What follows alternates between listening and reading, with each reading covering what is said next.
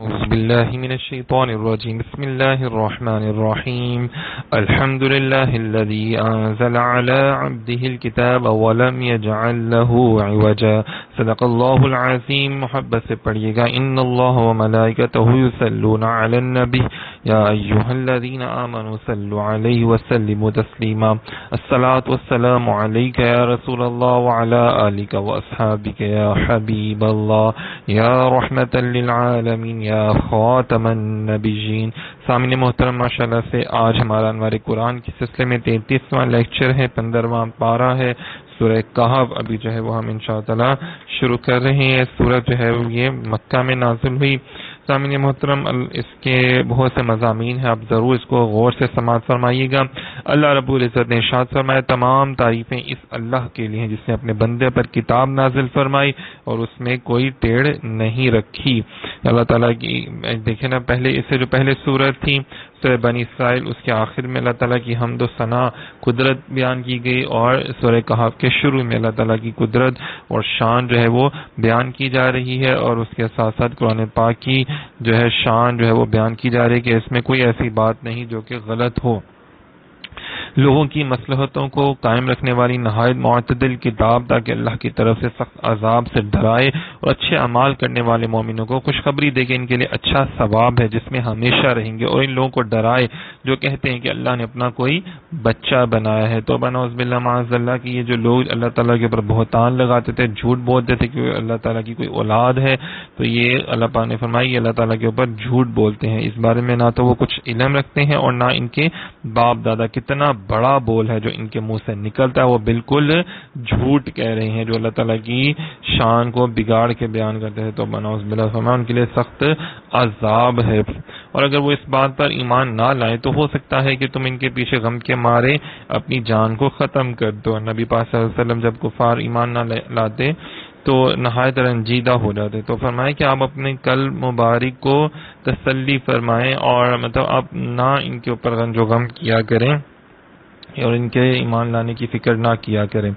صحیح نبی پاک صلی اللہ علیہ وسلم کی یہاں سے اندازہ کریں جذبہ تبلیغ اتنا زیادہ تھا کہ نبی پاک صلی اللہ علیہ وسلم کے جذبہ تبلیغ امت پر رحمت و شفقت کی انتہا اور رسالت کے حقوق کو انتہائی اعلیٰ طریقے سے ادا کرنے کا بھی پتہ چلتا ہے کہ وہ لوگ جن کا حضور صلی اللہ علیہ وسلم کے ساتھ طرز عمل یہ تھا کہ وہ آپ کو کاہن، ساحر، شاعر، مجنوں کہتے، توبہ نعوذ باللہ معاذ اللہ، آپ کے پیچھے شریر لڑکوں کے غول لگا دیتے، گالیاں دیتے، دیوانہ کہتے، توبہ نعوذ باللہ معاذ اللہ، پتھر پھینکتے، راستوں میں کانٹے بچھاتے، لیکن رحمت عالم صلی اللہ علیہ وسلم پھر بھی جو ہے ان کے ایمان لانے کے لیے کتنا آپ رنجیدہ ہو رہے ہیں کہ مولا یہ ایمان لے آئیں. فکر کر رہے نا حضور ان کے اعمال کی اور ان کے ایمان کی کہ ان کی آخرت سنور جائے.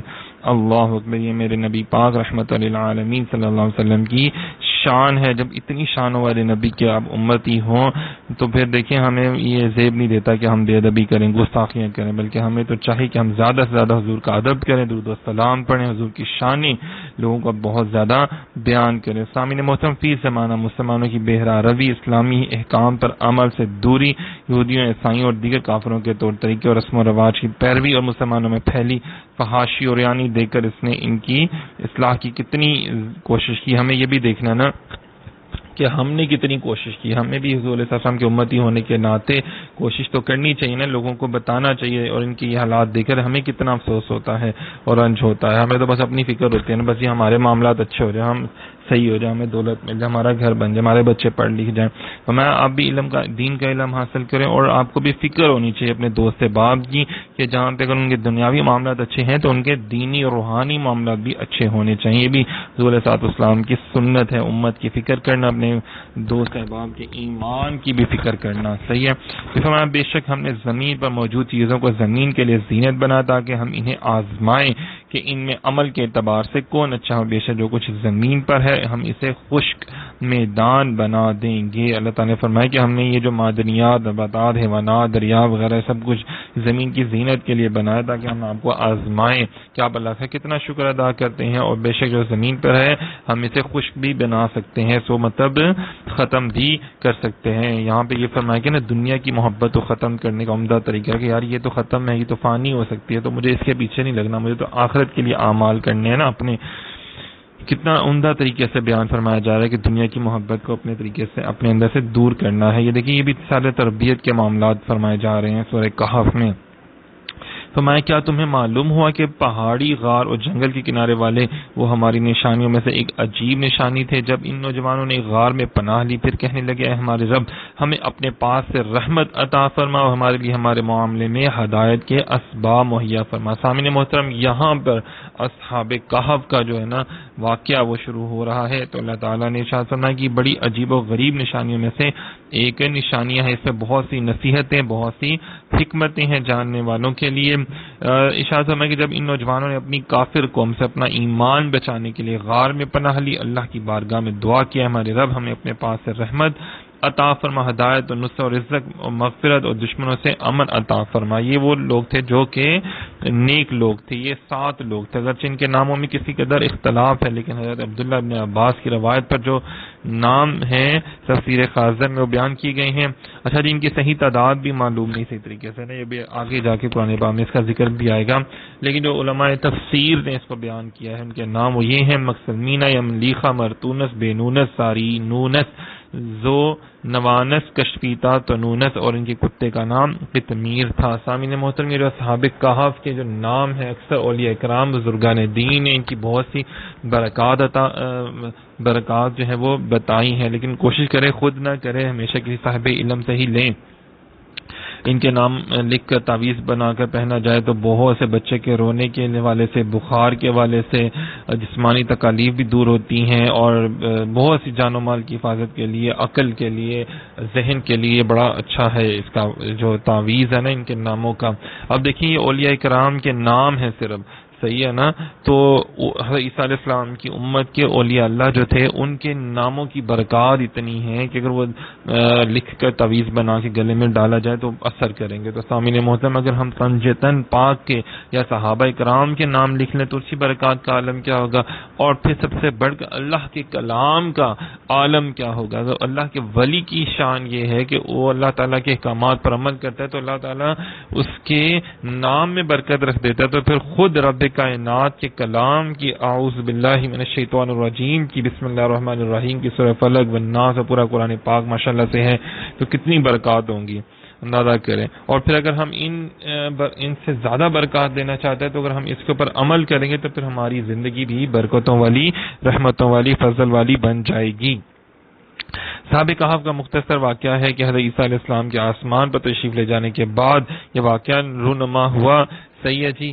اور یہ کچھ لوگ تھے جو بڑے ایمان والے تھے لیکن ان کے زمانے میں دقیانوس ایک بادشاہ تھا جو کہ لوگوں کو بت پرستی کی طرح مجبور کرتا تھا. تو یہ لوگ جو تھے اس کے ظلم و ستم سے بچ کر یہ لوگ پہاڑ پر تشریف لے گئے اور پہاڑ پر ایک غار میں چلے گئے. صحیح ہے. اور جب ان کو پتہ چلا تو انہوں نے غار کے باہر جو تھے نا دقیانوس کے جو وزیر تھے انہوں نے وہاں پر دیوار بنا دی. دیوار کے نیچے جناب ایک صندوق میں لکھ کے رکھ دیا کہ جناب یہاں پہ جو تھا وہ ایک تختی لکھ کے رکھ دی نا کہ یہاں پہ کچھ لوگ ہیں اور جن کو یہاں پہ چن لیا گیا اس وجہ سے کہ وہ خدا کی کوئی عبادت کرتے تھے. اچھا جی کچھ عرصے بعد دقیانوس ہلاک ہو گیا. زمانے گزرے سلطنت بدنی یہاں تک کہ ایک نیک بادشاہ فرما روا ہوا جس کا نام بیدروس تھا.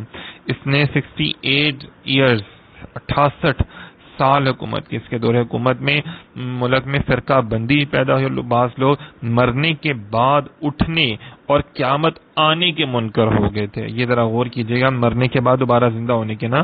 تو بادشاہ ایک تنہا مکان میں بند ہو گیا. اس نے اللہ تعالیٰ سے بہت زیادہ گریہ گزاری کی دعا کی اللہ پاک جی کوئی ایسی نشانی ظاہر فرما دے جس سے مخلوق کو مردوں کے اٹھنے اور قیامت آنے کا یقین حاصل ہو جائے. اسی زمانے میں ایک شخص نے اپنی بکریوں کے لیے آرام کی جگہ حاصل کرنے کے لیے اسی غار کو تجویز کیا اور کچھ لوگوں کے سامنے ان کو دیوار کو گرایا تو نیچے ایک اس کو صندوق بھی ملا اور دیوار کو گرایا نا. جب اس نے دیوار گرنے کے بعد کچھ ایسی ہیبت طاری ہوئی کہ گرانے والے بھاگ گئے. اصحاب کہف اللہ تعالیٰ کے حکم سے فرحاں و شاداں اٹھے چہرے شگفتہ طبیعت خوش، زندگی کی تر و تازگی موجود تھی ان میں نا. پھر ایک نے دوسرے کو سلام کیا، نماز کے لیے کھڑے ہو کے نماز سے مطلب اللہ تعالیٰ کی اس وقت جو حمد و ثنا تھی وہ انہوں نے بیان کی. پھر یملیخا سے کہا کہ آپ جائیے اور بازار سے کچھ کھانے کو بھی لائیے، اور یہ بھی خبر لائی کہ دقیانوس بادشاہ کا ہم لوگوں کے بارے میں کیا ارادہ ہے. وہ بازار گئے تو انہوں نے اپنا انہوں نے شہر پناہ کے دروازے پہ اسلامی علامت دیکھی. بڑے حیران ہوئے کہ یار یہ تو اسلامی علامت تو لگانا ممنوع تھا، اور یہ کیا، لوگ بھی بدلے بدلے لگ رہے ہیں، شہر کی سڑکیں گلیاں ساری چیزیں نئی نئی لگ رہی ہیں. خیر آپ ایک تندور پر گئے کھانا خریدنے کے لیے، تو آپ نے اس دور کا جو تھا نا سکہ وہ آپ نے جناب صاحب نکالا، تو وہ دقیانوس کے دور کا تھا. ہم کہتے ہیں نا بڑی دقیانوسی بات کی ہے، مطلب بڑی پرانی تم نے بات کی ہے. تو یہ دیکھیں نا دقیانوس کے زمانے کا، یہ تو بڑا دقیانوسی سکہ ہے، مطلب یہ تو بہت پہلے کئی صدیوں پہلے ہی تھا، اور اس کا تو رواج بھی ختم ہو گیا. اب اس کو تو دیکھنے والوں کو باقی نہیں رہا. بازار والوں نے خیال کیا کہ شاید اس نوجوان کو کوئی خزانہ ہاتھ لگا ہے، تو اسے پکڑ کے لے گئے حاکم کے پاس. حاکم بھی نئی شخص تھا، اس نے بھی ان سے دریافت کیا کہ خزانہ کہاں ہے. انہوں نے کہا خزانہ تو کوئی نہیں، یہ تو ہمارے پیسے ہیں جو میں چیز لینے کے لیے آیا تھا یہاں سے کھانے کے لیے. تو انہوں نے کہا کیونکہ اس میں جو سال لکھا وہ 300 برس سے زیادہ کا ہے، اور آپ نوجوان ہیں اور ہم لوگ بوڑھے ہیں، ہم نے تو کبھی یہ سکہ دیکھا ہی نہیں. آپ نے فرمایا میں جو دریافت کروں وہ ٹھیک بتاؤ تو گناہ حل ہو جائے گا. یہ بتاؤ کہ دقیانوس بادشاہ کس حال و خیال میں ہے. حاکم نے کہا آج روئے زمین پر اس نام کا کوئی بادشاہ نہیں، سینکڑوں سال پہلے ایک بے ایمان بادشاہ اس نام کا گزرا ہے. آپ نے فرمایا کل ہی تو ہم اس کے خوف سے جان بچا کر بھاگے، اور میرے ساتھی قریب کے پہاڑ میں غار کے اندر پناہ گزین ہے، چلو میں تمہیں ان سے ملا دوں. حاکم اور شہر کے سردار اور بہت زیادہ لوگ ان کے ہمراہ غار کے کنارے پہنچے. صاحب کہف یملیخا کے انتظار میں تھے. جب انہوں نے کثیر لوگوں کے آنے کی آواز سنی تو سمجھے کہ شاید یملیخا پکڑا گیا اور دقیانوسی فوج ہمارے جستجو میں آ رہی ہے. چنانچہ وہ اللہ تعالیٰ کی حمد میں لگ گئے. اتنے میں شہر کے لوگ پہنچ گئے. یملیخا نے بقیہ حضرات کو تمام قصہ سنایا. حضرات نے سمجھ لیا کہ ہم اللہ تعالیٰ کے حکم سے اتنا طویل زمانہ سوئے رہے، اور اب اسی لیے اٹھائے گئے ہیں کہ لوگوں کے لیے موت کے بعد زندہ کیے جانے کی دلیل اور نشانی بنے. مطلب جی 300 سال تک سوتے رہے، اور پھر نشانی اللہ تعالیٰ نے ان کو بنایا. تو ان کو بھی سمجھ آئی کہ اللہ تعالیٰ نے ہمیں نشانی بنایا ہے. جب حاکم شہر کے کنارے پر پہنچے تو اس نے تانبے کا صندوق دیکھا، اس کو کھلوایا تو تختی برآمد ہوئی. تختی میں ان اصحاب کے نام اور ان کے کتے کا نام تک لکھا ہوا تھا. یہ بھی لکھا تھا کہ جماعت اپنے دین کی حفاظت کے لیے دقیانوس کے ڈر سے اس غار میں پناہ گزین ہوئی. دقیانوس سے خبر پا کر ایک دیوار سے انہیں غار میں بند کر دینے کا حکم دیا. ٹھیک ہے نا جی. پھر یہ تختی پڑھ کر سب کو تعجب ہوا، لوگ اللہ کی حمد و ثنا بجا لائے. اس نے ایسی نشانی ظاہر فرما دی جس سے موت کے بعد اٹھنے کا یقین حاصل ہوتا ہے کہ اتنے سالوں بعد جو اٹھا سکتا ہے تو وہ ہزاروں سال بعد بھی اٹھا سکتا ہے، قیامت کے بعد بھی وہ زندہ کر سکتا ہے. صحیح ہے. یہ سارا واقعہ بادشاہ کو بھی پیش کیا گیا تو بادشاہ کو بھی بہت اچھا لگا. اس نے بھی شکر ادا کیا اللہ تعالیٰ کی ذات کا، اور اس نے کہا کہ جی اللہ تعالیٰ ہمیں جنوں انسان کے شر سے بچائے. پھر بادشاہ نے جناب صاحب کیا کیا کہ بادشاہ نے سر غار مسجد بنانے کا حکم دیا اور خوشی کا دن معین کر دیا کہ ہر سال لوگ عید کی طرح وہاں آیا کریں. سامعین محترم دیکھیں اس سے معلوم ہوا کہ صالحین میں عرس کا معمول قدیم زمانے سے چلا آ رہا ہے کہ اللہ والوں کا عرس جو ہے نا کہ سال بعد ان کا عرس منایا جاتا ہے، مطلب ان کا ذکر اذکار کیا جاتا ہے، لوگوں کو یتیموں بیواؤں مسکینوں کو کھانا کھلایا جاتا ہے، فقیروں کو. تو یہ دیکھیں اس دور میں بھی ایسا ہوتا تھا. مفسرین کرام نے اس کو بیان کیا، ایسا ہی بیان نہیں کیا کہ یہ حرام کام تھا بلکہ یہ بیان کیا کہ یہ حلال اور جائز کام تھا. تو اس لیے اس دور کے جو نیک صالحین حکمران تھے انہوں نے یہ کام کیا. تو اور اولیاء کرام کی مزارات کے ساتھ مسجدیں بنانا تاکہ لوگ وہاں پہ جا کے عبادت کر سکے، اور ایک حوصلہ ملتا ہے نا کہ یہاں پہ اللہ کے نیک لوگ عبادت کرتے ہیں تو ہمیں بھی عبادت کرنی. تو میں اچھائی میں نیکی کے کاموں میں اپنے سے اوپر والوں کو دیکھو، اور برائی کے کاموں دنیاوی والے سے اپنے سے دنیاوی والے سے نیچے والوں کو دیکھو کہ یار اس کے بعد تو سائیکل بھی نہیں ہے، اور اگر تو میرے پاس تو چلو ٹانگیں تو ہیں نا، پاؤں تو ہیں، تو اللہ تعالیٰ نے مجھے اتنی نعمتیں دی ہیں. اور دین کے والے سے اوپر والوں کو دیکھو کہ اس نے نیک کام کیا تو مجھے اس سے زیادہ نیک اعمال کرنے ہیں. پھر فرمایا تو ہم نے اس غار میں ان کے کانوں پر گنتی کے کئی سال پردہ لگا رکھا. پھر ہم نے انہیں جگایا تاکہ دیکھیں کہ دو گروہوں میں سے کون ان کے ٹھہرنے کی مدت زیادہ درست بتاتا ہے. مطلب اس آیت سے معلوم ہوا کہ کرامات اولیاء برحق ہے. اصحاب کہف بنی اسرائیل کے اولیاء ہیں، ان کے کھائے پیے بغیر اتنی مدت زندہ رہنا کرامت ہے.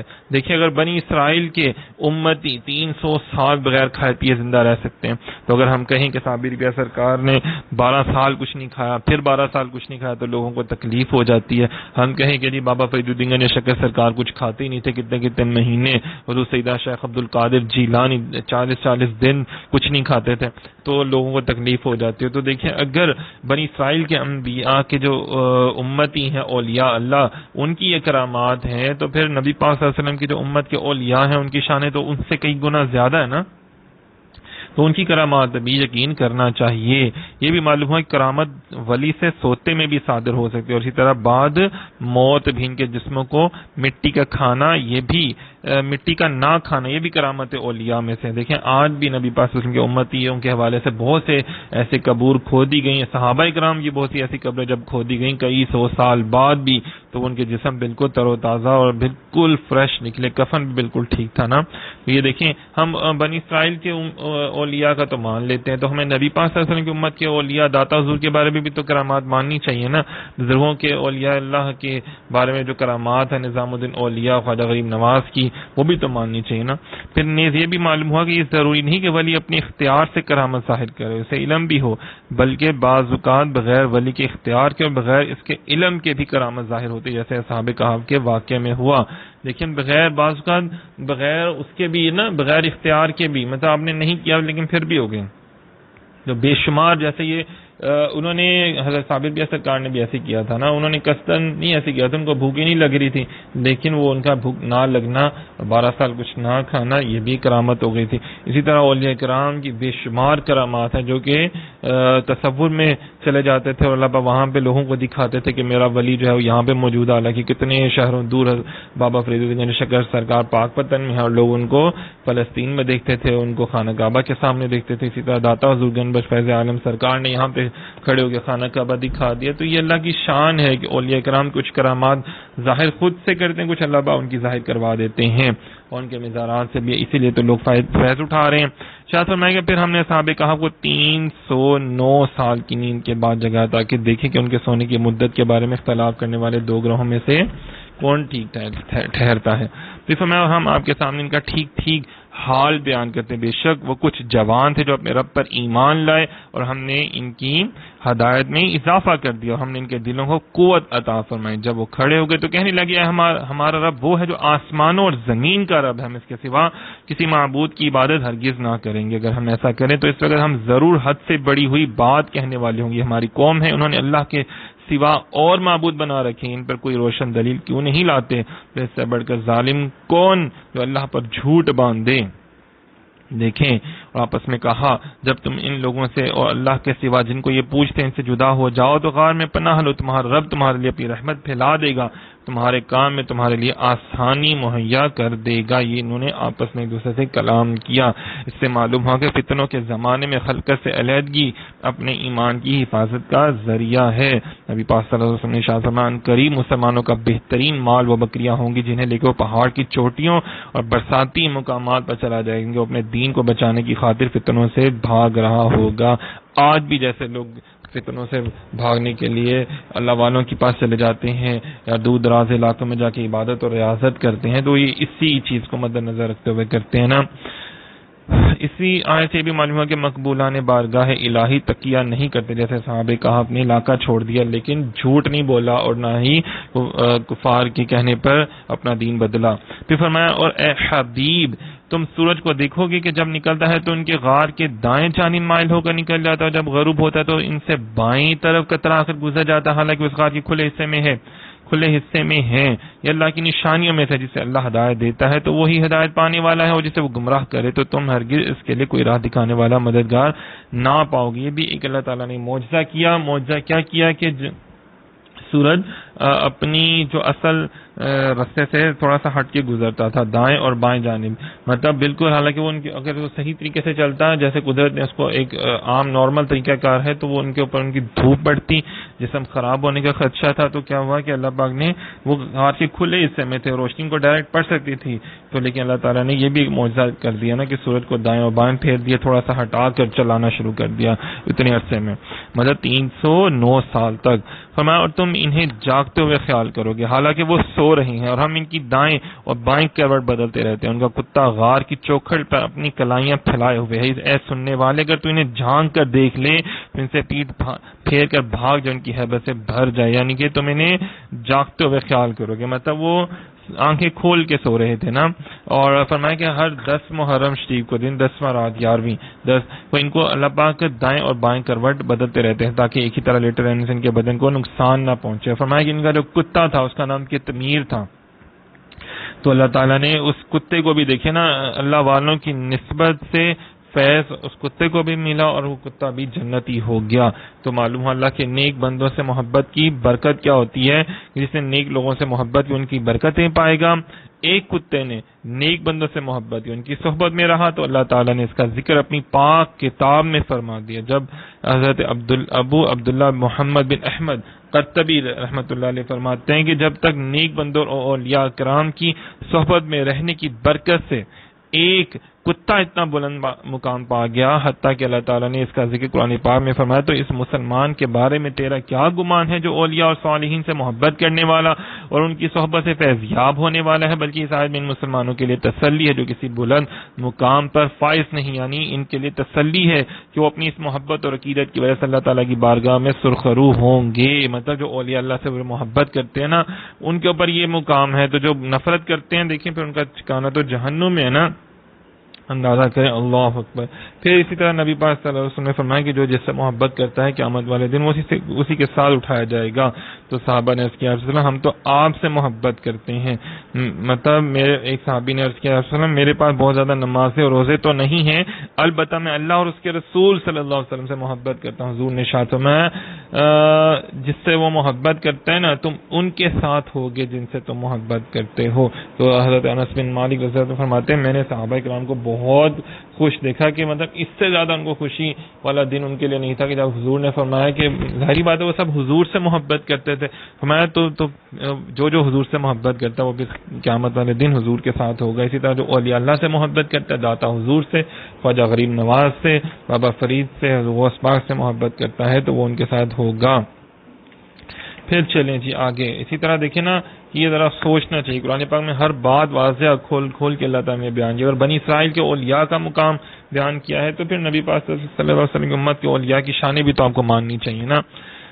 کسی کے پیچھے لگ کے ایویں بغیر تصدیق کیے بدگمان نہیں ہو جانا چاہیے۔ پھر فرمایا ویسا ہی ہم نے انہیں جگایا تاکہ آپس میں ایک دوسرے سے حالات پوچھیں۔ ان میں سے ایک کہنے والے نے کہا تم یہاں کتنی دیر رہے ہو؟ چند افراد نے کہا ہم ایک دن رہے یا ایک دن سے کچھ کم وقت۔ دوسروں نے کہا تمہارا رب خوب جانتا ہے جتنا تم ٹھہرے ہو، تو اپنے میں سے ایک کو یہ چاندی دے کر شہر کی طرف بھیجو تاکہ وہ دیکھے کہ وہاں کون سا کھانا زیادہ عمدہ ہے۔ مطلب دیکھیں کیا ہوا کہ انہوں نے وہی جو میں نے بھی پیچھے بات بیان کی کہ انہوں نے کھانا دے کر بھیجا اور پتہ چلا کہ یار ہم تھوڑی دیر ہی سوئے ہوں گے، زیادہ سے زیادہ ایک دن سوئے ہوں گے، جب ہم آئے تھے تب تو ابھی سورج نکلا ہوا تھا، اب سورج ڈھل چکا ہوا ہے، تو اس کا مطلب ہم تھوڑی دیر کے لیے سوئے ہیں۔ تو انہوں نے کہا دھیان سے جانا کہ تمہیں لوگ نقصان نہ پہنچائیں۔ تو یہاں پہ دیکھیں پھر کیا ہوا کہ جو بادشاہ تھا، جو بیدا روس جو بعد میں جو بادشاہ آیا تو انہوں نے دیکھا کہ یار یہ تو اللہ کے نیک بندے ہیں، اور پھر یہ ہوا تھا کہ کچھ عرصے کے بعد صحابہ کہف کی وہاں پہ وفات ہو گئی تھی نا، صحیح ہے، جن کی معجزہ بس دکھانا تھا نا اللہ پاک نے، اور پھر جب وہ غار میں گئے تھے پھر ان کی جسمانی اعتبار کے حوالے سے ان کی وفات ہوئی، تو وہاں پہ پھر جو بادشاہ تھا اس نے عمارت بنائی۔ لوگ جھگڑنے لگے نا کہ نہیں ہمارے محلے میں لے جاؤ، کہ ہمارے محلے میں، ان کا جی نہیں یہاں پر ان کا مزار بنے گا جہاں پہ ان کا وصال ہوا ہے، جہاں پہ یہ 309 سال تک رہے ہیں، 309 سال تک، تو یہاں پہ ہی ان کا مزار بنے گا اور یہاں پر مسجد بنائی جائے گی تاکہ لوگ یہاں پر آ سکیں اور ان کے قرب سے برکت حاصل کریں۔ سامعین محترم، اس سے معلوم ہو کہ بزرگوں کے مزارات کے قریب مسجدیں بنانا اہل ایمان کا قدیم طریقہ ہے۔ قرآن پاک میں اس کا ذکر فرمانا، اس کو منع نہ کرنا اس فعل کے درست ہونے کی قوی ترین دلیل ہے۔ اس سے یہ بھی معلوم ہوا کہ بزرگوں کے قرب میں برکت حاصل ہوتی ہے، اسی لیے اہل اللہ کے مزارات پر لوگ حصول برکت کے لیے جایا کرتے ہیں۔ قبروں کی زیارت سنت اور موجب کیا ہے؟ ثواب ہے۔ تو فرمایا اب لوگ کہیں گے کہ وہ 3 ہے جبکہ چوتھا ان کا کتا ہے، اور کچھ کہیں گے وہ 5 ہے اور چھٹا ان کا کتا ہے. یہ سب دیکھیے بغیر دیکھیے اندازے ہیں. کچھ کہیں گے وہ 7 ہے اور 8واں ان کا کتا ہے. تم فرماؤ میرا رب ان کی تعداد خوب جانتا ہے، انہیں بہت تھوڑے لوگ جانتے ہیں، تو ان کے بارے میں بحث نہ کرو مگر اتنی ہی جتنی ظاہر ہو چکی ان کے بارے میں، ان میں سے کسی سے کچھ نہ پوچھو. اچھا جی، یہاں پہ اللہ تعالیٰ کو یہ غرض نہیں تھی کہ جی 4 5 6 7 8 ہے کتنا، اصل بات وہ معجزہ تھا کہ جو اتنے سالوں بعد زندہ ہونا. تو فرمایا کہ نبی پاک صلی اللہ علیہ وسلم کہ اللہ تعالیٰ کی نا اللہ تعالیٰ ان کی تعداد خوب جانتا ہے، کیونکہ تمام جہانوں کی تفصیلات کا علم گزشتہ اور آئندہ جو ہونا وہ اللہ تعالیٰ کو ہے نا. تو مزید فرمایا کہ صحابہ کہاں کی تعداد کو بہت تھوڑے لوگ جانتے ہیں. حضرت عبداللہ ابن عباس نے فرمایا کہ میں نے انہی قلیل میں سے ہوں جو ان کی تعداد کو جانتے ہیں ٹھیک سے، مطلب جتنا نبی پاک صلی اللہ علیہ وسلم نے سب کو فرما دیا نا. لیکن اصل مقصد تھا وہ معجزہ تھا نا، معجزے کو دیکھو اصل میں. اور ہرگز کسی شے کے متعلق نہ کہنا کہ میں کل یہ کرنے والا ہوں مگر یہ کہ اللہ چاہے، اور جب تم بھول جاؤ تو اپنے رب کو یاد کر لو، یوں کہو کہ قریب ہے کہ میرا رب اس واقعے سے زیادہ قریب ہدایت کا کوئی رستہ دکھائے. یہاں پہ فرمایا جا رہا ہے انشاءاللہ، مطلب جب تم کہو کہ میں انشاءاللہ تعالیٰ کل یہ کام کروں گا تو فرمایا کرو انشاءاللہ کہ ضرور اللہ کے حکم سے میں یہ کام کروں گا، مگر اللہ چاہے گا تو میں یہ کام ہو جائے گا. اس آیت کا شان نزول یہ ہے کہ اہل مکہ نے جب حضور سے جب روح صحابہ کہا وہ حضرت ذوالقرنین کے بارے میں دریافت کیا تھا تو نبی پاک صلی اللہ علیہ وسلم نے فرمایا میں تمہیں کل بتاؤں گا، اور انشاءاللہ نہیں فرمایا تھا. تو کئی روز وہی نازل نہیں ہوئی، پھر اس لیے فرمایا کہ جب بات کریں تو آپ اس طرح فرما دیا کریں محبوب انشاءاللہ کہ اللہ چاہے گا تو انشاءاللہ ضرور ایسا ہوگا، کیونکہ ہر شے اللہ کے چاہنے سے ہوتے ہیں. اور یہ بیسیکلی امت کو تربیت دینی تھی نبی پاک صلی اللہ علیہ وسلم کے ذریعے. صحیح ہے نا. تو فرمایا کہ اللہ تعالیٰ جب چاہتا ہے تو عطا فرما دیتا ہے، اور اس بات کو بھی غور کرنا چاہیے. تو ہمیں یہ الحمدللہ اللہ اکبر انشاءاللہ ماشاءاللہ کے الفاظ ضرور بولنے چاہیے. اور وہ اپنے غار میں 300 سال ٹھہرے اور 9 سال زیادہ. تم فرماؤ اللہ خوب جانتا ہے وہ جتنا ٹھہرے. آسمانوں اور زمین کے سب غیب اسی کے لیے، وہ کتنا دیکھنے والا سننے والا، ان کے لیے اس کے سوا کوئی مددگار نہیں، اور اپنے حکم میں کسی کو شریک نہیں کرتا. مطلب ان لوگ جو تھے نا وہ یہ کہتے تھے کہ ان کی مدت میں وہ جھگڑتے تھے، وہ کہتے تھے 100 سال ہے. فرمایا نہیں، نجران کے جو عیسائی تھے نا 300 برس تک ٹھیک ہے، اور 9 کی زیادتی کہتی ہے، اس کا علم ہمیں نہیں. اس پر اللہ تعالیٰ نے فرمایا کہ انہیں وہ 309 سال ٹھہرے تھے، تمہیں صحیح نہیں پتا، اللہ بہتر جانتا ہے. اچھا جی، یہ واقعات بھی جو ہے نا توریت اور انجیل میں لکھے ہوئے تھے، لکھے ہوئے تھے. یہ جو واقعات ان کے نصرانیوں کی بات آ رہی، نصرانی عیسائیوں کو کہتے ہیں نا، تو انجیل میں یہ بات لکھی ہوئی تھی. تو ان کو لگتا تھا کہ حضور کو نہیں معلوم ہوگا، تو جب اللہ تعالیٰ نے حضور کو بتایا اور حضور نے لوگوں کو بتایا تو وہ سب حیران ہو گئے کہ تو یہ بھی ایک معجزہ تھا اصحاب کہف کا واقعہ بتانا. میں اپنے رب کی کتاب سے اس وحی کی تلاوت کرو جو آپ کی طرف بھیجی گئی ہے، اس کی باتوں کو کوئی بدلنے والا نہیں ہے، تم ہرگز اس کے سوا کوئی پناہ نہ پاؤ گے. اچھا جی، یہ سورہ کہف کی جو آیات ہیں ان کو پڑھنے کا حکم دیا گیا ہے. فرمایا گیا کہ اپنے رب کی جو کتاب ہے اس کی تلاوت ضرور کیا کرو. صحیح ہے، اس کی بھی تاکید کی گئی ہے. تمہیں سمجھ آئے یا نہ آئے، اللہ پاک تمہیں پھر بھی اس کا ثواب اجر عطا فرماتا رہے گا. اور اپنی جان کو ان لوگوں کے ساتھ مانوس رکھو جو صبح شام اپنے رب کو پکارتے ہیں، اس کی رضا چاہتے ہیں، اور تیری آنکھیں دنیا کی زندگی چاہتے ہوئے انہیں چھوڑ کر اوروں پر نہ پڑیں، اور اس کی بات نہ مان جس کا دل ہم نے اپنی یاد سے غافل کر دیا، اور وہ اپنی خواہش کے پیچھے چلا، اس کا کام حد سے گزر گیا. اچھا جی، اس آیت کے شان نزول یہ ہے کہ سرداران کفار کی جماعت نے نبی پاک صلی اللہ علیہ وسلم سے عرض کیا کہ ہمیں غرباء و شکستہ حالوں کے ساتھ بیٹھتے ہوئے شرم آتی ہے، اگر آپ انہیں یہاں سے اٹھا کے باہر بھیج دیں تو ہم اسلام نہیں ہیں. ہمارے اسلام لانے سے بہت زیادہ لوگ اسلام لے آئیں گے. نبی کریم صلی اللہ علیہ وسلم کو اللہ تعالیٰ نے فرمایا کہ اپنی جان کو ان لوگوں کے ساتھ مانوس رکھے صبح شام. جو یہ محبوب وہ لوگ ہیں جو صبح شام اللہ تعالیٰ کا ذکر کرتے ہیں، اللہ تعالیٰ کی رضا چاہتے ہیں، آپ سے محبت کرتے ہیں. تو محبوب آپ بس ان کو اپنے پاس بٹھائیں اور ان کو یہاں سے اٹھا کے بھگا دیں. اللہ تعالیٰ کو ان کی امیری، ان کی تعداد نہیں چاہیے. اللہ تعالیٰ کو تو اخلاص چاہیے، محبت چاہیے، جو آپ سے محبت کرتے ہیں، جو اللہ کا ذکر صبح و شام کرتے ہیں. سامعین محترم، اس آیت سے جو بات واضح ہوتی ہے وہ یہ ہے کہ نبی کریم صلی اللہ علیہ وسلم کی تربیت جو ہے نا وہ خود اللہ تعالیٰ نے فرمائی ہے. جیسے یہاں ہوا کہ ایک معاملہ درپیش ہوا تو اللہ تعالیٰ نے اپنے حبیب کو خود تربیت فرمائی اور فرمایا کہ محبوب آپ کے وہ غلام ہیں، آپ ان کو اپنے پاس بٹھا کے رکھیں اور ان لوگوں کی باتوں کو جو ہے نا نظر انداز کر دینا، ان کی طرف دھیان نہ دیں کہ یہ لوگ غرور اور تکبر سے بھرے ہوئے لوگ ہیں۔ فرمایا یہ بھی معلوم ہوا کہ صبح و شام خصوصیت سے اللہ کا ذکر کرنا بہت افضل ہے، اللہ کو بہت زیادہ پسند ہے۔ یہ بھی معلوم ہوا کہ حضور پر نور صلی اللہ علیہ وسلم کو صالحین سے بطور خاص محبت ہے، کیوں کہ اللہ تعالیٰ نے آپ کو اس کا حکم دیا ہے کہ صالحین جو ہے وہ حضور صلی اللہ علیہ وسلم کی بارگاہ میں حاضر رہتے ہیں۔ صالحین کی دو علامتیں بھی اس آیت میں بیان فرمائی کہ وہ اول یہ کہ وہ صبح و شام اللہ کا ذکر کرتے، دوسرے یہ کہ ہر عمل سے اللہ کی رضا اور خوشنودی کے طلبگار ہوتے ہیں۔ مطلب وہ جنت میں جانے کے لیے، دوزخ کے ڈر کے لیے نہیں کرتے، یا اس لیے نہیں کرتے عبادت کہ ان کو دولت مل جائے، اولاد مل جائے، نہیں، وہ اس لیے عبادت کرتے ہیں کہ اللہ کی رضا اور خوشنودی ملے اور نبی پاک صلی اللہ علیہ وسلم کی محبت عطا ہو، حضور کی غلامی عطا ہو جائے۔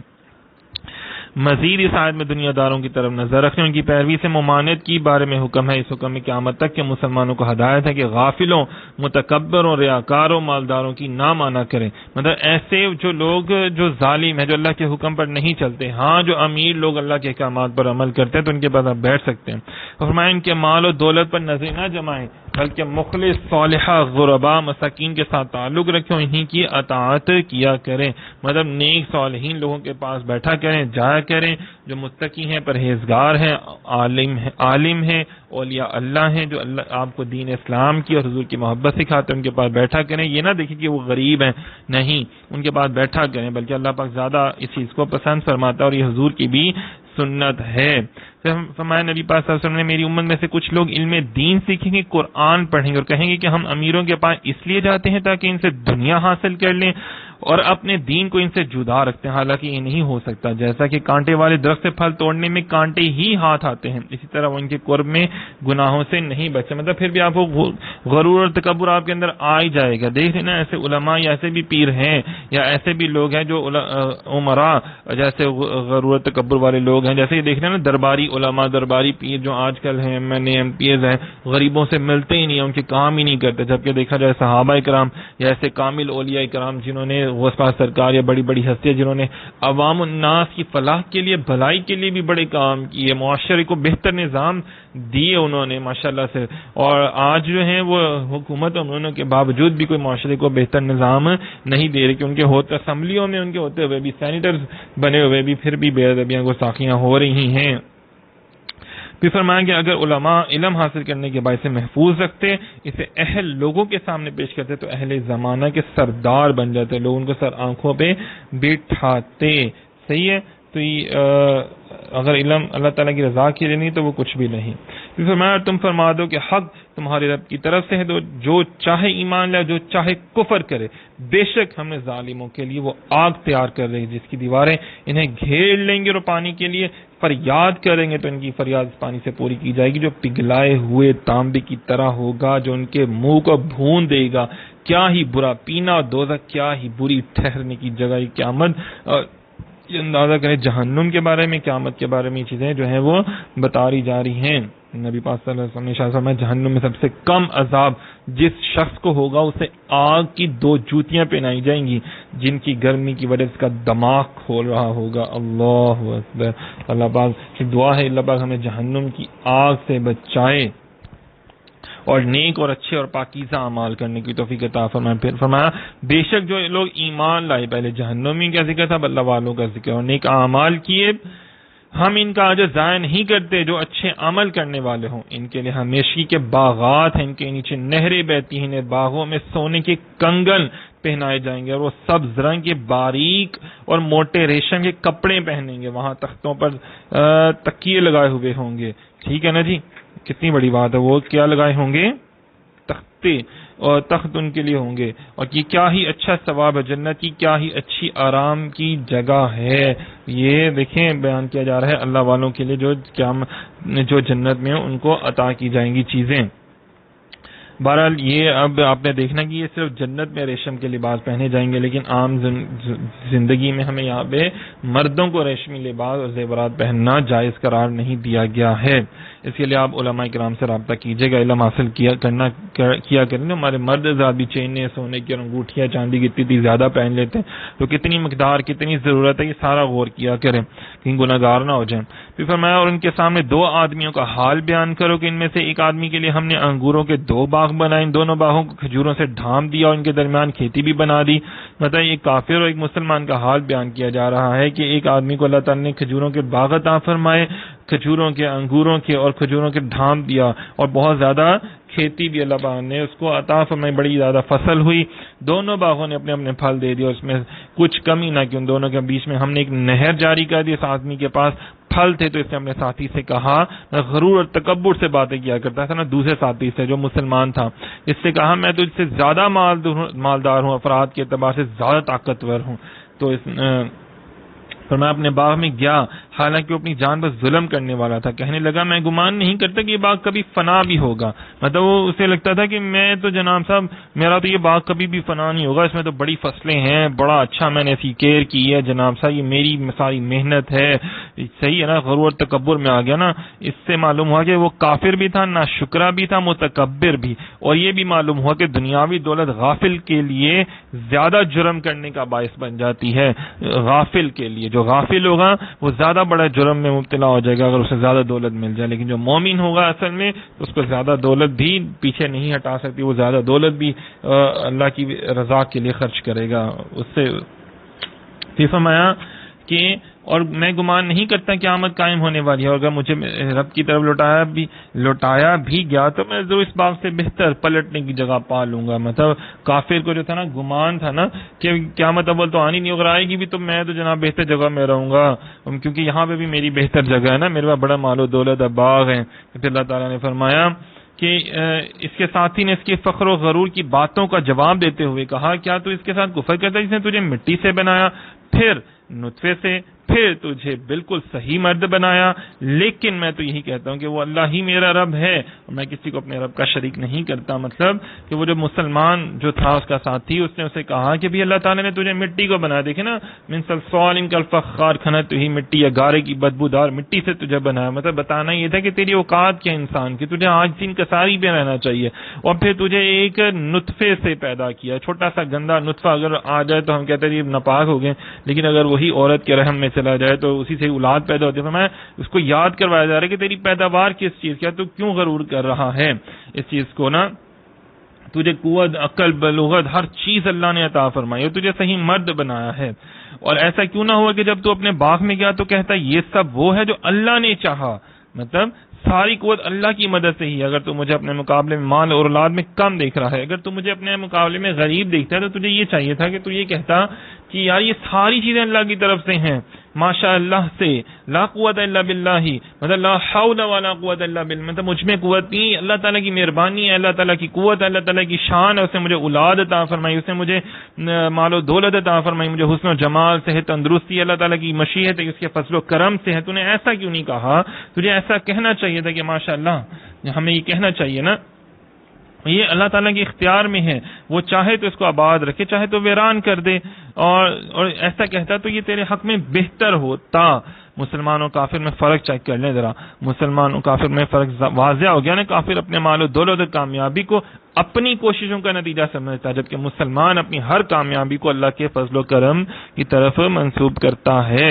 اس سے ایک بات یہ بھی ہے کہ آفات سے بچنے کا وظیفہ بھی بیان فرمایا کہ ماشاء اللہ لا قوت الا باللہ العلی العظیم. دیکھیں کتنی بڑی بات ہے، یہ پڑھنا چاہیے کہ اللہ باجی مجھ میں قوت نہیں ہے، آپ مہربانی فرمائے، آپ قوت والے ہیں.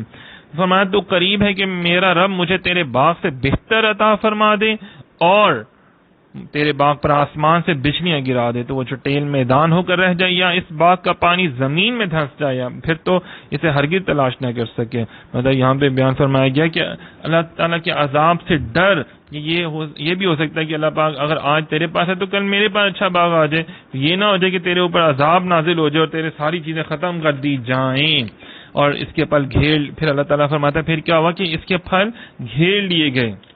اللہ اکبر، گھیر لیے گئے تو ان اخراجات پر اپنے ہاتھ ملتا رہ گیا. جو اس باغ میں اس نے خرچ کیے تھے نا، وہ پریشان ہوئے کہ یہ کیا ہو گیا، اور وہ باغ اپنی چھتوں کے بل اوندے منہ گرا ہوا تھا. مالک کہہ رہا ہے کاش میں نے اپنے رب کے ساتھ کسی کو شریک نہ کیا ہوتا، کاش اس کے پاس کوئی جماعت نہ تھی اور اس کے پاس کوئی جماعت نہ تھی جو اللہ کے سامنے اس کی مدد کرتی. مطلب وہ بت یا اور جس کو اپنا غرور تکبر کہتا تھا وہ تو اب اللہ کے سامنے اس کی مدد نہیں کر سکتے تھے نا. وہ شیطان جس نے اس کو ساری چیزوں کو خوشنما کر کے بنا دیا تھا اور نہ ہی وہ خود بدلہ لینے کے قابل تھا. اللہ تعالیٰ سے تو کوئی بدلہ نہیں لے سکتا نا کسی چیز کا. یہاں پتہ چلتا ہے کہ تمام اختیارات سچے اللہ کے ہیں. صحیح ہے نا. وہ سب سے بہتر ثواب دینے والا, سب سے اچھا انجام عطا فرمانے والا. ہمیں ذرا غور کرنا چاہیے.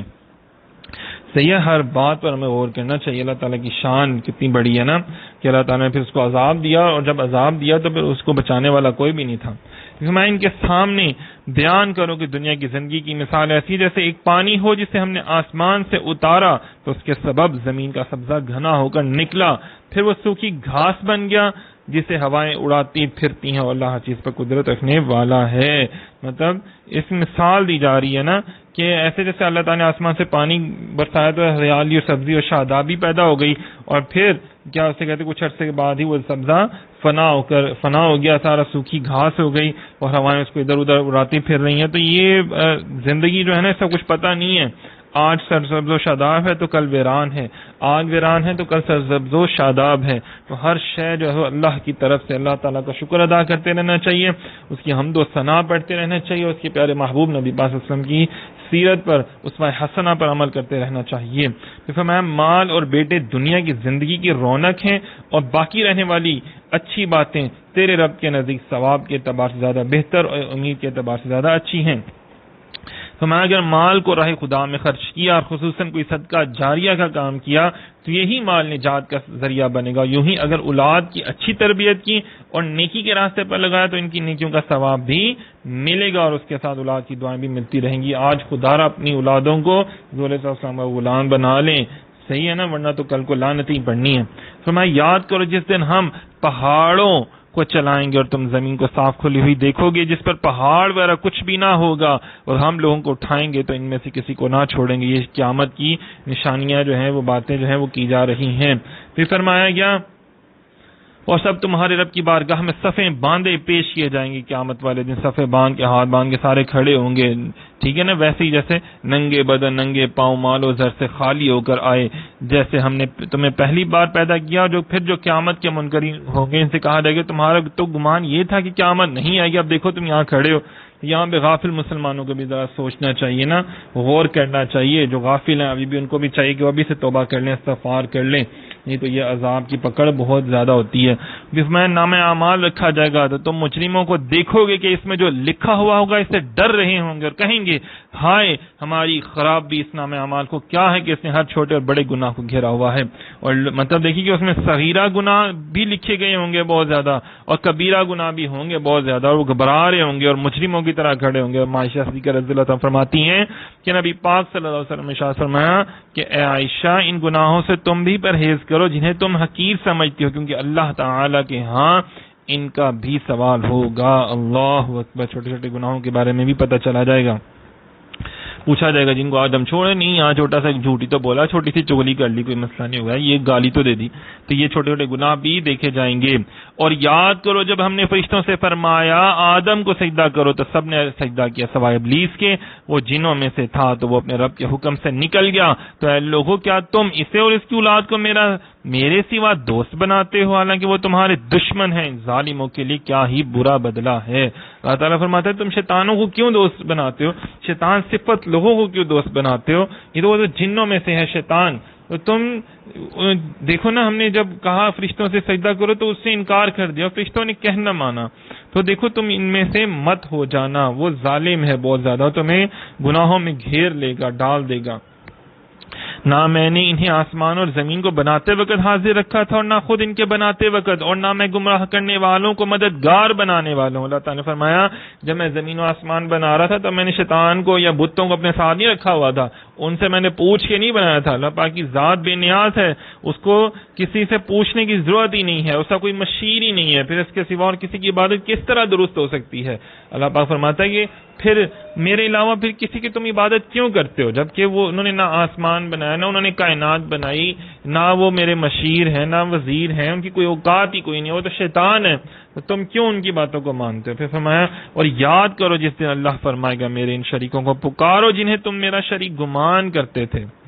صحیح ہے نا؟ تو وہ انہیں پکاریں گے تو وہ شریک انہیں جواب نہ دیں گے. مطلب یہی جو بت ہے نا، یہ ان کو جواب نہیں دیں گے، وہ ان کو پکاریں گے، لیکن وہ کیسے ان کا جواب دیں گے؟ وہ تو خود بت ہے نا سارے کے سارے.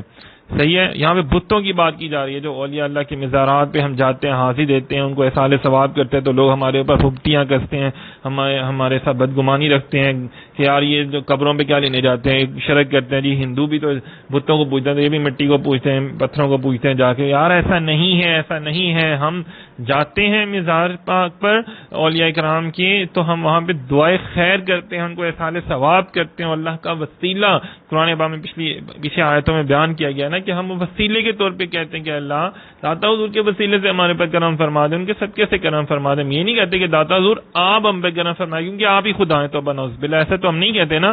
اور یہ لوگ جو بت ہیں نا، یہ بتوں کے اوپر حوالے سے آیات نازل کی جا رہی ہیں کہ وہ بت تمہاری کوئی مدد نہیں کر سکتے. وہ جو ہے نا اللہ پاک کہتا ہے ہاں جو تم جن کو پکارتے تھے، مطلب بتوں کو پکارتے تھے وہ لوگ کفار مکہ جو تھے نا، ان کی بات کی جا رہی ہے. سمجھا کریں بات کو. اور بے شک ہم نے لوگوں کے لیے اس قرآن میں ہر قسم کی مثال طرح طرح سے بیان فرمائی. انسان ہر چیز سے بڑھ کر جھگڑالو ہے. مثلا انسان کی فطرت ہے نا بحث و مباحثہ کرنا، تو کچھ ایسے لوگ جو بہت زیادہ بحث و مباحثہ کرتے تھے، ان کے والے سے بات کی جا رہی ہے، جو ابھی بھی ہیں نا لوگ ایسے. اور جب لوگوں کے مطلب جو بات کی جاتی ہے اس کو نہیں مانتے، الٹا بحث و مباحثہ کرنا شروع کرتے، جتنی مرضی دلیلیں ان کو دے دو قرآن سے احادیث سے. جب لوگوں کے پاس ہدایت آ گئی تو انہیں ایمان لانے اور اپنے رب سے مغفرت مانگنے سے کس چیز نے روکا ہے؟ سوائے اس کے کہ ان پر بھی پہلے لوگوں کا طریقہ آ جائے، ان پر بہت سی قسموں کا عذاب آ جائے.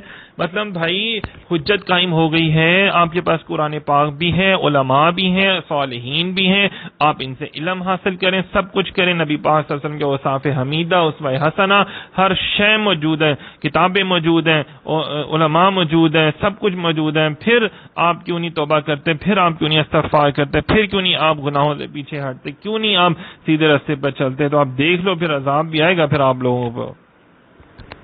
بھی فرمایا اور ہم رسولوں کو خوشخبری دینے والے اور ڈر کی خبریں سنانے والے بنا کر ہی بھیجتے ہیں. کافر باطل باتوں کے ذریعے جھگڑا کرتے ہیں تاکہ اس کے ذریعے سے حق کو مٹا دے. انہوں نے میری نشانیوں کو جس سے انہیں ڈرایا جاتا تھا اسے مذاق بنا لیا. مطلب یہ دیکھیں نا کافروں نے مذاق بنایا ہوا تھا نا تو بنا عزب اللہ دین کو. فرمایا اس سے بڑھ کر ظالم کون جسے اس کے رب کی آیتوں کے ذریعے نصیحت کی جائے تو وہ ان سے منہ پھیر لے. یہ ظالم لوگ ہیں نا، اور ان اعمال کو بھول جائے جو اس کے ہاتھوں نے آگے بھیجے ہیں، اچھے یا برے اعمال. فرمایا بے شک ہم نے ان کے دلوں پر غلاف کر تاکہ قرآن کو نہ سمجھے اور ان کے کانوں میں بوجھ رکھ دی ہیں. اور اگر تم انہیں ہدایت کی طرف بلاؤ تو جب بھی ہرگز کبھی ہدایت نہ پائیں گے. مطلب ان کی بے ادبی اور گستاخیوں کی وجہ سے اللہ تعالیٰ ان کے کان ہی بند کر دیے. بس مطلب اب وہ حجت تھی وہ تمام ہو گئی، اب عذاب الہی نازل ہوگا، اب وہ ایمان نہیں لے کر آئیں گے. محبوب اب آپ ان کے لیے پریشان نہ ہوں، بلکہ اب ان کے اوپر عذاب ہی نازل ہونے والا ہے، کیونکہ ان کی نافرمانیاں بہت زیادہ ہو گئی تھیں، محبوب ہو گئی ہیں. بلکہ بھی فرمایا اور تمہارا رب بڑا بخشنے والا رحمت والا، اگر وہ لوگوں کو ان کے اعمال کی بنا پر پکڑ لیتا تو جلد ان پر عذاب بھیج دیتا، بلکہ ان کے لیے وعدے کا وقت ہے. اللہ تعالیٰ فرماتا ہے کہ اگر یہ بھی اللہ تعالیٰ کی شان رحمت ہے کہ شان مغفرت ہے کہ وہ فوراً گناہ کرنے پر عذاب نہیں بھیجتا، بلکہ اللہ پر ڈھیل دیتا ہے، تاخیر کر دیتا ہے، مہلت دے دیتا ہے کہ اور یہ بھی اللہ تعالیٰ کی شان رحمت اور شان مغفرت ہے. فرمایا یہ بستیاں ہم نے تباہ کر دی جب انہوں نے ظلم کیا، اور ہم نے ان کی بربادی کے لیے وعدہ کر رکھا تھا. جیسے دیکھیں نا نوح علیہ السلام قوم سمود، قوم عاد، قوم لوط کو برباد کر دیا نا. اچھا جی یہاں سے کتنی باتیں جو ہے نا وہ معلوم ہوتی ہیں. دنیا میں اللہ تعالیٰ کی رحمت مومن اور کافر دونوں کو عام ہے، کیونکہ اللہ تعالیٰ ان کے اعمال کی وجہ سے ان کا رزق اللہ تعالیٰ منقطع نہیں کرتا، ان کو دیتا رہتا. لیکن قیامت کے دن اللہ تعالیٰ کی رحمت مومن کے ساتھ ہوگی اور عذاب الہی جو ہے وہ کافر کے ساتھ خاص ہوگا. صحیح ہے نا جی. پھر فرمایا یاد کرو جب موسیٰ نے اپنے خادم سے فرمایا میں مسلسل سفر میں رہوں گا جب تک دو سمندروں کے ملنے کی جگہ نہ پہنچ جاؤں یا مدتوں چلتا رہوں گا. یہاں پہ جناب اس آیت سے آگے جو ہے وہ موسیٰ علیہ السلام اور حضرت خضر علیہ السلام کا واقعہ شروع ہو رہا ہے. آیت نمبر 60 ہے. صحیح ہے. اس میں بیان فرمایا جا رہا ہے یہ موسیٰ ابن عمران کا ذکر کیا جا رہا ہے اور ان کے ساتھی خادم یوشع بن نون جو تھے نا ان کا ذکر کیا جا رہا ہے. موسیٰ علیہ السلام جو تھے نا ایک مرتبہ کیا ہوا کہ انہوں نے بڑا ہی شاندار خطاب فرمایا عوام الناس سے. اس کے بعد کسی نے پوچھا کہ آپ سے بڑا عالم بھی کوئی ہوگا دنیا میں؟ آپ نے فرمایا نہیں. اللہ تعالیٰ نے آپ کی طرف وہی فرمائی کہ اے موسیٰ تم سے بڑے عالم میرا ایک بندہ ہے حضرت خضر علیہ السلام. اچھا یہ جو نام ہے نا یہ کتابوں میں مفسرین نے لکھا, قرآن پاک میں یہ نام نہیں آیا. صحیح ہے, قرآن پاک میں ہے کہ نیک بندہ جو ہے نا نیک بندے کی بات آئی ہے. پھر آپ علیہ السلام نے اللہ تعالیٰ سے ان کا پتہ پوچھا تو ارشاد فرمایا مجمع بحرین میں رہتے ہیں. وہاں کی نشانی یہ بتائی کہ جہاں بھنی مچھلی زندہ ہو کر دریا میں خود ہی چلی جائے گی اور پانی میں سرنگ بن جائے گی, وہاں حضرت خضر علیہ السلام ہوں گے. چنانچہ مطلب جہاں دو دریا آپس میں ملتے ہیں, دیکھیں کتنی بڑی بات ہے, شریعت اور طریقت کے دریا آپس میں ملیں گے تو وہاں پہ کچھ حسین اور بہترین چیز پیدا ہوگی نا, اندازہ کریں. تو یہاں پہ دو دریا آپس میں ملتے ہیں. چنانچہ موسیٰ علیہ السلام نے خادم سے فرمایا میں مسلسل سفر میں رہوں گا جب تک کہ مشرق کی جانب دو سمندر ہو یعنی بحر فارس بحر روم کے ملنے کی جگہ نہ پہنچ جاؤں, یا اگر وہ جگہ دور ہو تو مدتوں تک چلتا رہوں گا. پھر یہ حضرات روٹی اور نمکین بھنی مچھلی اپنے توشہ مطلب اپنے تھیلے میں ڈال کے لے کے چلے گئے. سامعین محترم, حضرت موسیٰ علیہ السلام اور خضر علیہ السلام کے واقعے سے ہونے والی چند معلومات دیکھیں کہ علم کو حاصل کرنے کے لیے سفر کرنا اللہ تعالیٰ کے نبی کی سنت ہے. پھر استاد کے پاس جانا اور اسے اپنے گھر نہ بلانا یہ بھی سنت ہے, یہ بھی استاد کا ادب ہے. صحیح ہے نا. اور پھر فرمایا علم کی زیادتی چاہنا بہتر ہے, مطلب مجھے یہ بھی علم عطا ہو جائے, مجھے ظاہری باطنی علم بھی عطا ہو جائے, تو یہ چاہنا بھی بہتر ہے. سفر میں توشہ ساتھ رکھنا اچھا ہے, مطلب کہیں سفر میں نکلے تو کھانے پینے کی چیزیں ساتھ رکھ لیا کریں, کہیں پہ بھوک لگ جاتی ہے یا بعض کا راستے میں کچھ نہیں ملتا. پھر سفر میں اچھا ساتھی ہونا بھی بہتر ہے کہ بندہ اچھی گفتگو کرتا ہے. استاد کا ادب کرنا ضروری ہے, استاد کی بات پر اعتراض نہیں کرنا چاہیے. جہاں تک ہو سکے پیر کامل کے ہر فعل کی تعویل کرنی چاہیے, ان سے بدظن نہیں ہونا چاہیے کہ وہ واقعی پیر کامل اور شریعت کا سچا عامل ہو. تو اگر پیر کامل ہے اور شریعت پر عمل کرنے والا ہے تو اس کی ہر بات آپ کو ماننا لازم ہے, اور اگر وہ شریعت پر عمل نہیں کرتا, پیر کامل نہیں, تو پھر آپ کے اوپر لازم نہیں کہ آپ اس کی بات مانیں. پھر فرمایا علم صرف کتاب سے نہیں آتا بلکہ استاد کی صحبت سے بھی آتا ہے, اس سے یہ بھی ظاہر ہوتا ہے. پھر بزرگوں کی صحبت کیمیا کا اثر رکھتی ہے. اپنے آپ کو استفادہ کرنے سے مستغنا نہیں سمجھنا چاہیے کہ نہیں بھائی اب تو میرے پاس بڑا علم آ گیا, مجھے ضرورت ہی نہیں کہیں جانے کی. نہیں, یہ بھی غرور کی بات ہے. تو ہر وقت علم کے دروازے اپنے لیے کھولے رکھنے چاہیے. پھر فرمایا پھر جب وہ دونوں دو سمندروں کے ملنے کی جگہ پہنچے تو اپنی مچھلی بھول گئے اور اس مچھلی نے سمندر میں سرنگ کی طرح اپنا راستہ بنا لیا. مطلب جو چلتے گئے تو ایک جگہ پہ آرام کیا, پھر وضو کرنے لگے. موسیٰ علیہ السلام آرام کرنے کے لیے رکے, یوشع علیہ السلام نے وضو کرنے لگی. اسی دوران بھنی ہوئی مچھلی جو تھی وہ باہر نکلی, تھیلے میں سے زندہ ہو کر تڑپ کر دریا میں گری, اپنا راستہ سرنگ کی طرح بنا کے چلی گئی. یوشع علیہ السلام بڑے حیران ہوئے لیکن خاموش رہے کہ جب موسیٰ علیہ السلام نیند سے بیدار ہوں گے تو میں ان کو بتاؤں گا. لیکن کیا ہوا کہ اللہ تعالیٰ نے ان کے ذہن سے یہ بات ہی نکال دی. پھر جب وہ وہاں سے گزر گئے تو موسیٰ نے اپنے خادم سے فرمایا ہمارا صبح کا کھانا لاؤ, بے شک ہمیں اپنے اس سفر سے بڑی مشقت کا سامنا ہوا ہے. اب اندازہ کریں جب تو وہ جگہ نہیں ملی تھی ان کو بھوک نہیں لگی, لیکن جیسی وہ جگہ مل گئی اور وہ اس سے آگے چلے گئے تو اللہ تعالیٰ نے ان کیا ہوا کہ یہ بھی اللہ تعالیٰ کی حکمت تھی کہ ان کو وہاں پہ مچھلی کی یاد آئی موسیٰ علیہ السلام کو, تاکہ منزل مقصود کی طرف واپس بلائے نا ان کو. پھر تھکن اور تھکاوٹ بھوک بھی محسوس ہوئی. موسیٰ علیہ السلام کے فرمانے پر خادم نے معذرت کی اور کہا سنیے جب ہم نے اس چٹان کے پاس آرام کے لیے ٹھکانہ بنایا تھا نا پیچھے, تو وہاں پہ کیا ہوا مجھے شیطان ہی نے اس کا ذکر کرنا بھولا دیا, اور ہوا یہ ہے کہ مچھلی سمندر میں اپنا راستہ بڑا عجیب بنا. موسیٰ علیہ السلام نے فرمایا وہی یہی تو وہ راستہ تھا, یہی تو ہم چاہتے تھے. پھر وہ دونوں اپنے قدموں کے نشانات دیکھتے واپس لوٹے اور ہمارے بندوں میں سے ایک بندہ پایا جسے ہم نے اپنے پاس سے خاص رحمت دی تھی اور اسے اپنا علم لدنی, دیکھیں وعلمناہ من لدنا علما, علم لدنی اللہ پانے, اور خاص بندوں میں سے خاص بندہ مطلب اولیاء اللہ کی شان بیان کی جا رہی ہے. دیکھیں کتنی بڑی بات ہے نا. اور وہاں پہ حضرت جب وہاں پہ گئے نا تو دو جو تھے، اچھا جی وہ فرمایا کہ وہ جو جہاں پہ تھا نا مچھلی زندہ ہو کے چلی گئی تھی، اب دیکھیں اس فضا میں حضرت خضر علیہ السلام وضو کیا کرتے تھے، آرام فرماتے تھے، تو اس فضا کی اتنی برکت تھی کہ مردہ مچھلی زندہ ہوگی اور پانی میں اس نے اپنا رستہ بنا لیا۔ تو دیکھیں اگر آج ہم بھی نبی پاک صلی اللہ علیہ وسلم کے امت کے اولیاء کی بارگاہ میں جاتے ہیں تو پھر کیا ہوتا ہے کہ اللہ پاک اگر ہم ان کے پاس جاتے ہیں تو ہمارے مردہ دل زندہ ہو جاتے ہیں، ہم لوگ جو ہیں وہ اللہ کا ذکر کرنا شروع ہو جاتے ہیں، اچھوں کے بعد بیٹھتے ہیں نا، اچھی باتوں کے آپ عادی بن جاتے ہیں۔ اگر بنی اسرائیل کے امت کے ولی کی جہاں وہ بیٹھتے تھے وہاں پہ اتنی برکتیں ہو سکتی ہیں کہ مردہ مچھلی زندہ ہو سکتی ہے، تو نبی پاک حضرت محمد مصطفیٰ صلی اللہ علیہ وسلم کی امت کے اولیاء علماء کی پاک بارگاہ میں بیٹھ کر اندازہ کریں ہمیں اللہ پاک کتنا عطا فرمائے گا اور کتنی شانیں عطا فرمائے گا، ہمارے مردہ دل زندہ ہو جائیں گے اور ناپاکیاں ہمارے سے کتنی دور ہو جائیں گی اور پاکیزگیاں اللہ کتنی عطا فرما دے گا ہمیں۔ تو اس لیے ضرور ضرور ضرور جایا کریں اولیاء اللہ، بزرگان دین جو کامل شریعت پر عمل کرنے والے بزرگ ہیں، علماء ہیں جو دین اسلام کا علم رکھنے والے ہیں، ان کی بارگاہ میں جائیں اور علم حاصل کیا کریں، ان کی بہت برکات ہیں۔ اندازہ کریں بڑے بڑے معاملات جو ہیں وہ آسان ہو جاتے ہیں، اور پھر دیکھیں نا اولیاء اللہ کی بارگاہ میں بیٹھ کے لوگ کیا سے کیا بن جاتے ہیں، بڑی بڑی شانیں پہ اللہ پاک ان کو عطا فرما دیتا ہے۔ اچھا یہ جو بزرگ ہے نا حضرت خضر علیہ السلام، ان کا بھی ذکر مفسرین نے بیان فرمایا کہ ان کا اصل نام کیا تھا؟ ابو العباس بلیہ بن ملکان جو تھا نا، بلیہ بن ملکان جو تھا وہ ان کا اصل نام تھا۔ بہرحال یہ بھی کہا جاتا ہے کہ وہ شہزادے تھے لیکن آپ نے دنیا ترک کر کے زہد اور تقوی اختیار کر لیا، صحیح ہے۔ پھر اللہ پاک فرماتے ہیں کہ ہم نے اسے خاص رحمت دی تھی اور خاص علم عطا فرمایا تھا، صحیح ہے۔ ان کی نبوت کے بارے میں اختلاف ہے، کچھ نے کہا نبی تھے، کچھ نے کہا ولی ہیں، بہرحال وہ ابھی تک حیات ہیں اور آج بھی لوگوں سے ملاقات کرتے ہیں۔ پھر فرمایا اس سے موسیٰ نے کہا کیا اس شرط پر میں تمہارے ساتھ رہوں کہ تم مجھے وہ درست بات سکھا دو جو تمہیں سکھائی گئی ہے۔ دیکھیں کتنا ادب ہے کہ کیا میں آپ کے ساتھ رہ سکتا ہوں، اجازت لی جا رہی ہے نا۔